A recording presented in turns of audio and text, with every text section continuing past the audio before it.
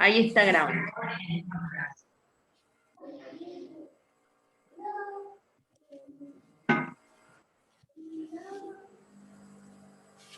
No me sale.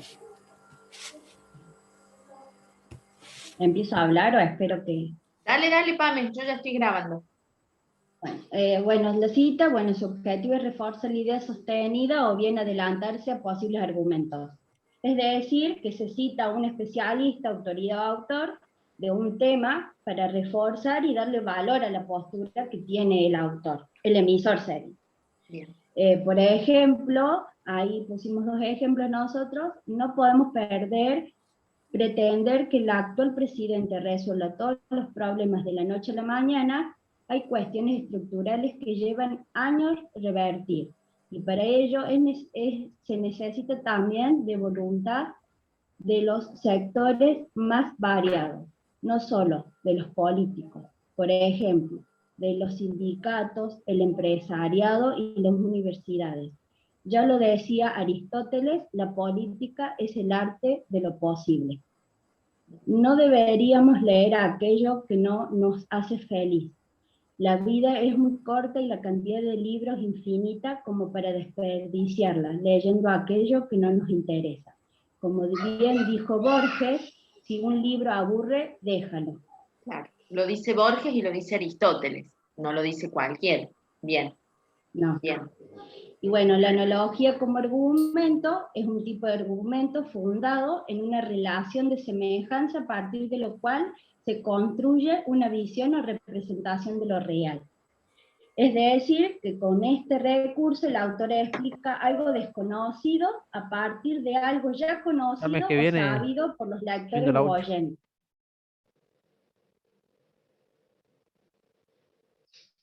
¿Alguien hizo una pregunta? O... No, Nicolás, que entró con el micrófono prendido. Ah. Disculpe, profesora, y disculpe, compañero. Okay. No hay problema. Los ejemplos que encontramos son, así como en Japón los trabajadores redoblan su trabajo como medida de protesta, aquí los trabajadores del tren deberían levantar las molinetes y extender los horarios del servicio para generarle pérdidas a la compañía. Bien.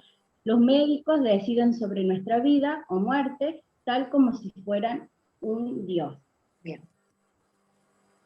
Cuando hablamos de analogías decimos que es algo análogo, algo parecido. Entonces comparan la protesta japonesa, que ellos trabajan más, con levantar los molinetes para perjudicar. Los japoneses al trabajar más producen sobreproducción, valga la redundancia, y afecta muchísimo a los empresarios, porque no tienen a dónde poner el material. Entonces, en vez de dejar de trabajar, como hacemos acá en Argentina, ellos al sobreproducir les hacen le ocasionan un gran problema al empresario. Entonces ellos dicen, acá no. No, acá en cambio no trabajar perjudican a las otras personas. Claro. En ese caso. En ese caso piden que abran los molinetes y que la gente no pague en vez de hacer paro. Bien, la metáfora. La metáfora como argumento. Dice que expresa un uso extraordinario del lenguaje y en ella se pueden expresar pensamientos, sentimientos, ideologías y visiones de manera intertextual. Creo que hay que tener un vocabulario muy rico y una agudeza mental bastante grande como para poder utilizar una metáfora. Sí. Los ejemplos que da en metáforas son: la televisión por aire está moribunda. Visitelli 2010. Bien. La frase hacer la tarea mientras se mira televisión tiene que ver con este carácter de pegajosa gelatina ambiental que la televisión tiene en todas partes. Sarlo 2006. Los hijos de la televisión. Becelloni 1989-55. Espectacularización de la política. Becelloni 1989-57. ¿Entendieron, chicas, el uso de la metáfora? ¿O no? ¿Profe? Si lo lograron entender.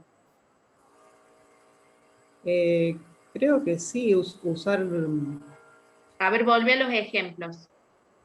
Así los vemos. metáforas como, de alguna forma la metáfora la veo medio parecida al ejemplo, pero con una especie de sarcasmo o de doble intención.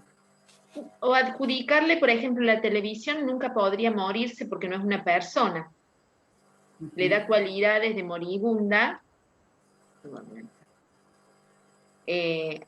Después a la tarea mirando la tele como la pegajosa gelatina ambiental. Y los hijos de la televisión no puede tener hijos, no es una persona. La espectacularización de la política la política no es un espectáculo, pero lo transforma en sí. Los ejemplos están complicados. Yo les voy a dar un ejemplo más simple. Justamente ahora estábamos trabajando con los chicos de 4º año con un texto del Papa Francisco que habla de las comunidades reales y las comunidades virtuales. Y él hace una crítica a las comunidades virtuales y utiliza la metáfora de la red.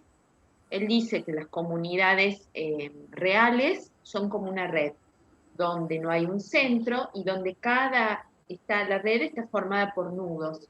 Y esos nudos hacen una cohesión, una solidaridad unos de otros, porque si esos nudos no están, la red se rompe. Entonces dice que la comunidad real es como una red. Eso es una metáfora. Dice, la comunidad real es una red. Y después habla de la comunidad virtual y dice, no es una red completa, dice, es una red rota. Dice, muchas veces es una tela araña más que una red, porque la tela araña, ¿qué hace? Te atrapa, intenta agarrar, te consume, te come.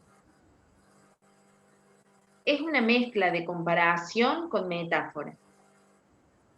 Es más complicado si logramos identificar algunas, si no, no se complica en la vida tampoco, porque tampoco es que se usa tanto la metáfora. Pero a lo mejor después con algún otro ejemplo nos queda un poco más claro. Pero sigan. La pregunta retórica como argumento. Dice que la intención es conducir al destinatario hacia una respuesta ya implícita por el tipo de pregunta que se le está haciendo. Yo en casa suelo usar una muy contundente, que es: a vos te pensás que me encanta estar juntando juguetes todo el día. Y funciona muy bien. ¿Funciona?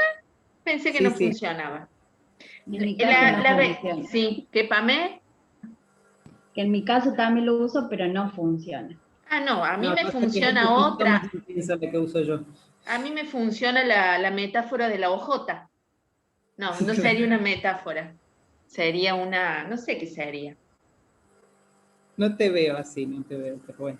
La nombro a la hojota y se juntan los juguetes. Por nombrarla nada más. Sí, sí. La pregunta retórica te interpela, te moviliza. Qué sé yo, se me ocurre. ¿Vas a dejar que los niños sigan muriendo de hambre? Y que después diga ayúdanos, que sea una fundación, qué sé yo. O sea, te está diciendo, ¿vas a dejar vos que los niños sigan muriendo de hambre? Te interpela, te moviliza. Esa es la función de la pregunta retórica, movilizar al otro. No está esperando una respuesta, está esperando que vos cambies tu forma de pensar y que cambies tu forma de actuar. Esa es la función de la pregunta retórica. Por ejemplo, ¿Cómo? el veganismo suele ser muy argumentativo y se usan muchas veces las preguntas como: ¿te comerías algo que te esté mirando? Por ejemplo, no está esperando una respuesta tuya, pero te está interpelando. O sea, ¿cómo te vas a estar comiendo un ser vivo que te puede mirar? Te interpela que vos digas, ay, pucha, tienen razón. ¿Mm? Te interpela para que vos cambies. A ver si los ejemplos... Los ejemplos dicen: la mitad de los niños son pobres en nuestro país. ¿No sería hora de que la clase política tome medidas para revertir esa situación y deje de preocuparse por lo que sucede en el otro extremo del planeta? Bien. La última vez, el Oscar a la mejor película fue para una producción surcoreana, Parasite. ¿No deberíamos, de una vez por todas, dejar de idealizar el cine estadounidense y abrir nuestros horizontes? Ven que te moviliza que vos actúes de una determinada manera. Dejar de preocuparnos, dejar de idealizar. Esa es la función de la pregunta retórica. ¿Mm? Bueno, datos estadísticos como argumento, dice, se brinda información numérica o estadística confiables que refuerzan y le dan mayor veracidad a la hipótesis planteada por el emisor. Los datos ayudan a ilustrar el planteo. Es decir, que se aporta información estadístico-numérica tomada de fuentes confiables para reforzar la tesis planteada. Como en el ejemplo del texto argumentativo, que decía que en esa curva, 20, que hubo en 10 años 20 accidentes, que de los 5 fueron víctimas fatales. Bien. Y acá nosotros encontramos otros ejemplos, como la emergencia alimentaria sigue siendo una amenaza a nivel mundial, pese a que el planeta produce alimentos para el doble de su población.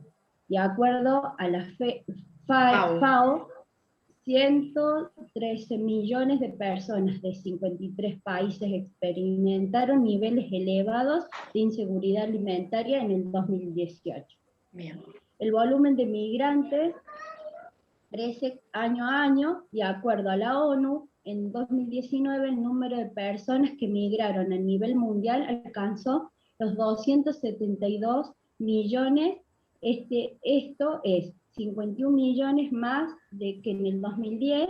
La mayoría de los migrantes se alojaron en Europa, 82 millones, y en América del Norte 59 millones. Bien, el contraejemplo como argumento marca una excepción a una regla general para demostrar que una afirmación es falsa. Bien. Esto quiere decir que se utiliza para desmentir lo que se está afirmando. Bien. Los ejemplos que encontramos dice que a todos los argentinos les gusta el fútbol, pero no es así. Yo soy argentino y a mí no me gusta el fútbol. Bien. Escucho decir que en este país no está permitido la venta libre de ningún tipo de droga, y no es cierto. El alcohol es una droga y se vende libremente a todo aquel que sea mayor de edad. Perfecto.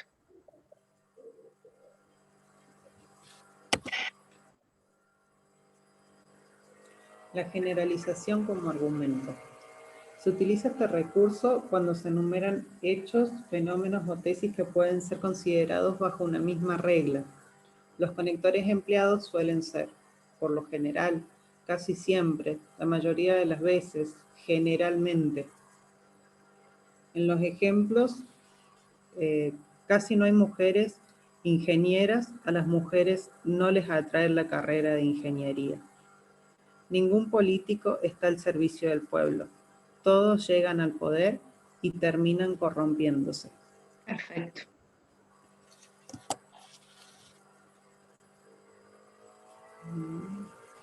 Causa o consecuencia como argumento. Se establecen las relaciones que constituyen las causas de la tesis. En otras palabras, se ofrece el motivo por el cual se explica o se determina un hecho. Sus conectores pueden ser debido a, porque, ya que, en consecuencia, por eso, como resultado y otros. Bien. Ejemplos. Castigar a los niños con golpes no es efectivo porque les enseña a usar la violencia para resolver los problemas. Perfecto.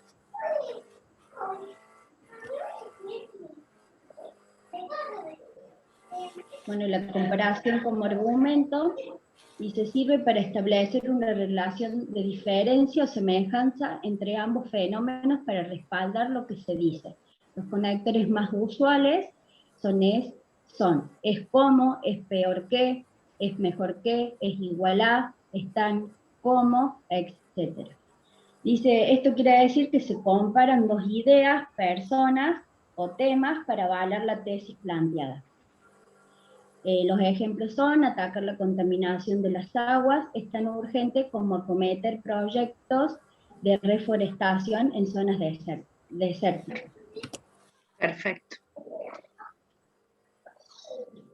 Bueno, y la refutación, como último argumento, se da cuando se representa ideas contrarias a la tesis, con el fin de discutirlas o descalificarlas. Los conectores usuales son, sin embargo, pero, no obstante, no es verdad que, sino, por el contrario, etc. Esto quiere decir, se utilizan distintos datos, opiniones, entre otras cosas, para sacarle veracidad a la tesis planteada. El ejemplo, en lugar de gastar tanto dinero en la industria petrolera que tanto daño ha hecho al medio ambiente, deberíamos unir recursos para producir energías limpias como la solar o la eólica. Bien. Algunos procedimientos argumentativos son la clarificación, que advierte un error en el argumento, pero sin desautorizarlo totalmente. Bien. Esto quiere decir que va a marcar en lo que el orador no está de acuerdo, pero sí va a reforzar aquellos en los que sí está de acuerdo. La desmentida descarta la validez de los argumentos, o sea que sería una especie de contraargumento para validar lo que él cree que está bien y no es lo que estaría desmintiendo. Bien. Y las concesiones, se reconoce alguna razón para objetar luego y rechaza de lleno una posición contraria. Es más o menos parecida a la clarificación, pero con más intensificación en lo que está en desacuerdo. Bien.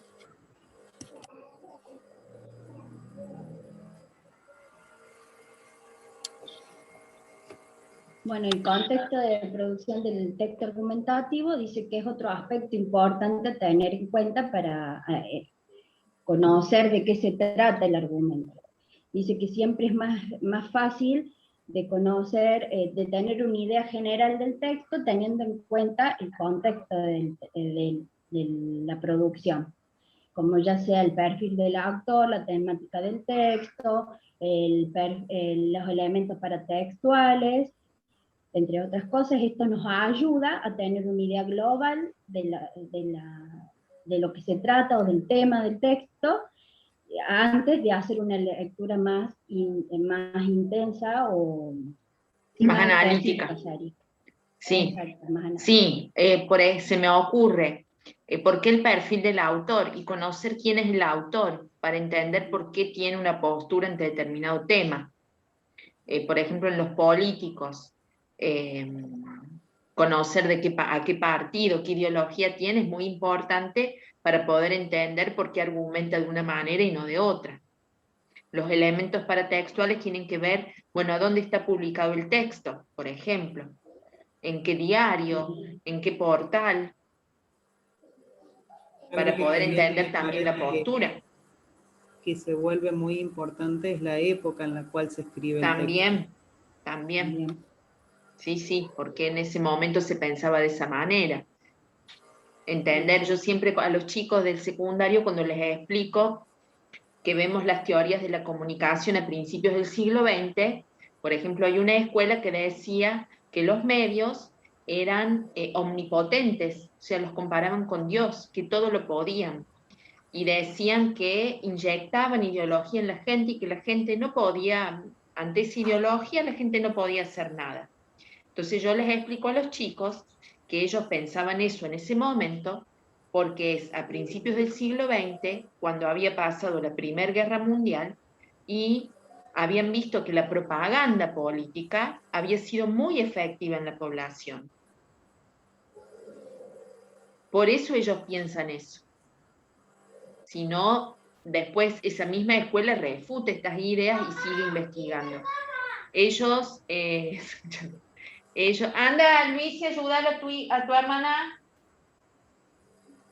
Se tiene que entender en contexto de por qué este autor piensa eso en ese momento de la historia.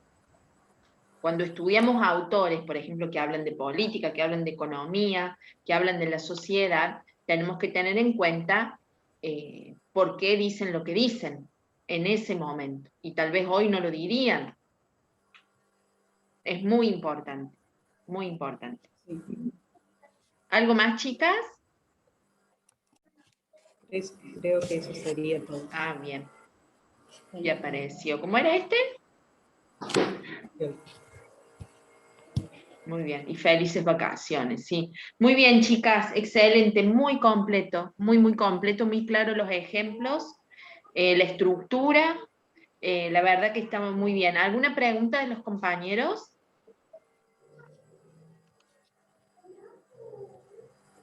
Profe, Sí. ¿por qué ahí los presentaron por separado las analogías y comparaciones? ¿No Porque en sería realidad sí, son diferentes. En la parte del argumentativo aparecían analogías y comparaciones, las ponía juntas. La analogía tiene que ver con que tiene que ser algo análogo, algo parecido a lo otro. En cambio, en las comparaciones podemos comparar cosas totalmente diferentes y podemos hacer la comparación o bien para ver las semejanzas o para ver las diferencias, para diferenciar las cosas. En cambio, en la analogía comparamos cosas que son parecidas. ¿Se entiende la diferencia? No se compliquen la vida tampoco, no se compliquen la vida. Pues yo sé que les cuesta mucho darse cuenta, pero quédense con la idea de comparación, comparar cosas, ya sea buscando semejanzas o buscando diferencias. Pero sí, no son lo mismo, porque analogía viene justamente de esto, de comparar cosas que son análogas, que son parecidas. En la comparación puede ser que comparemos cosas para mostrar las diferencias, más que las semejanzas. Por eso hace esa distinción entre una y otra. ¿Algo más? ¿Alguna otra pregunta? Nos van a agarrar las vacaciones y no les quiero dejar tarea. Después podemos retomar y ver algunos ejemplos la clase que viene, antes de ver el texto descriptivo. Y avísale a la abuela que estoy dando clase. Y para ver cómo hicimos con el texto explicativo. ¿Estamos? Así nos queda más claro. Las chicas van a subir, suban la presentación, y los chicos que hicieron la presentación del texto explicativo también, ¿saben? Así queda en el muro. ¿Quién va a exponer el texto descriptivo, que es el último? ¿Quién me había pedido exponer?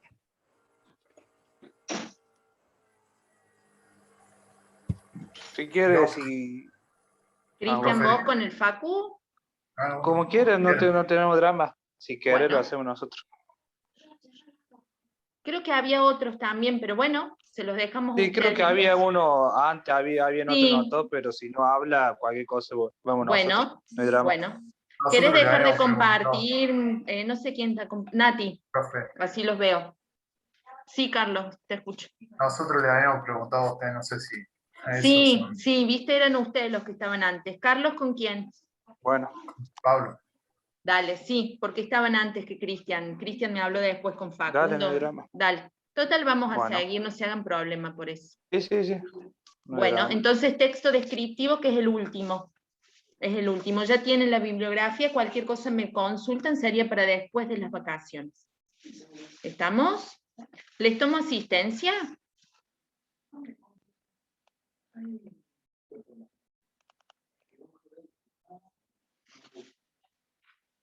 Bien.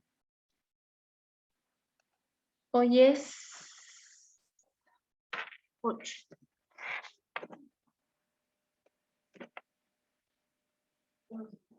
Pamela Presente. Armanini Santiago.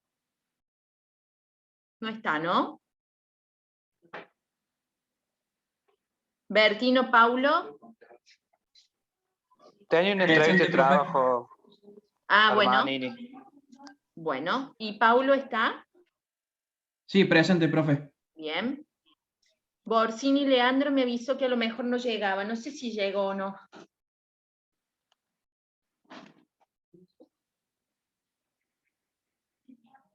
Lautaro. Presente, profe. Bruno Luciano.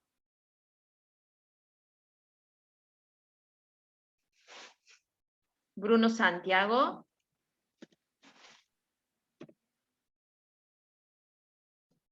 Presente, profe. Vale. Carballo Rodrigo. Presente, profe. Bien. Castillo Leonardo. Presente, profe. Bien. Cornejo Ramiro.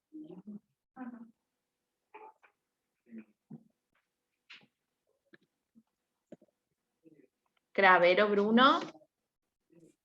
Hola, profe, presente. Dale. Cuello Rocío. Estaba Rocío. Sí. Bien.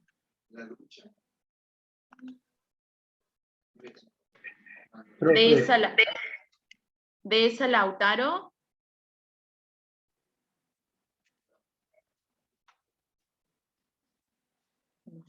Don Garra. Presente, profe. Bien. Dugato. Presente. Bien. Filippi.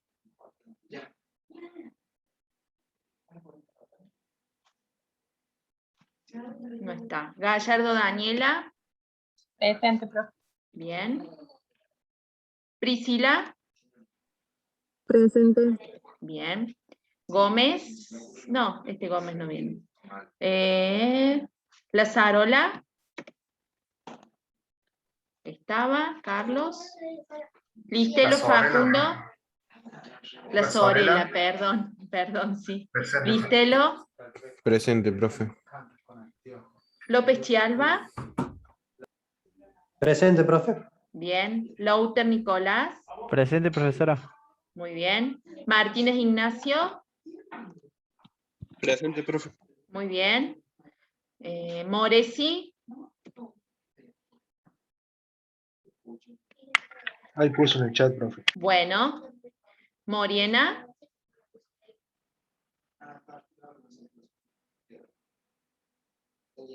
¿No está Octavio? Peralta, no lo vi que estuviera tampoco. Plaza. Ramos, sí. Rodríguez Julián.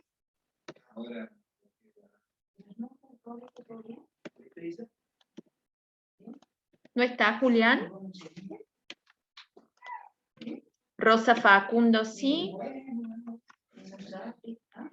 Varela Rocío. Zanoni Ezequiel Gonzalo. Presente, profe. Bien, listo. ¿Alguien no nombré? Bien. Luciano Bruno, profe, había puesto que estaba presente. No ¿Quién? sé si lo salta. Luciano Bruno. Luciano Bruno. Ah, mira, no le había puesto ausente. Ahí le pongo. Ahí le pongo. Bruno Luciano. Muy bien. Bueno, chicos, los dejo. Ya les paso la... Voy a dejar de grabar.